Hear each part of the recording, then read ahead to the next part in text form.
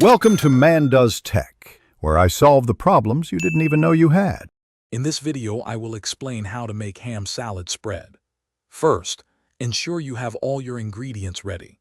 You'll need about 2 cups of cooked ham, finely diced, along with 1/4 cup of mayonnaise. Don't forget 2 tablespoons of sweet pickle relish and 1 tablespoon of Dijon mustard for that perfect tang. A pinch of black pepper and a dash of salt will complete your flavor profile. Begin by preparing your ham. If it's not already diced, chop about 2 cups of cooked ham into very small, uniform pieces. You can use a sharp knife or a food processor for this step. Just be careful not to overprocess it. You want a finely diced texture, not a smooth paste. This ensures a pleasant mouthfeel in your finished spread. Now it's time to combine everything. In a medium bowl, add your finely diced ham.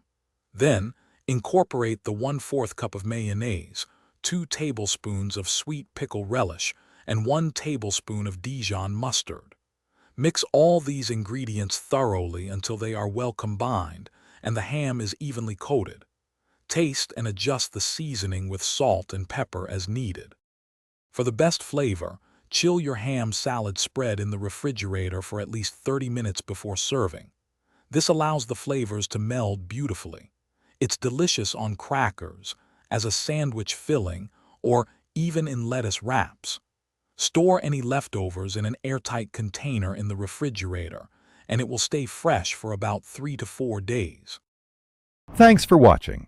If you found this helpful, don't forget to like and subscribe.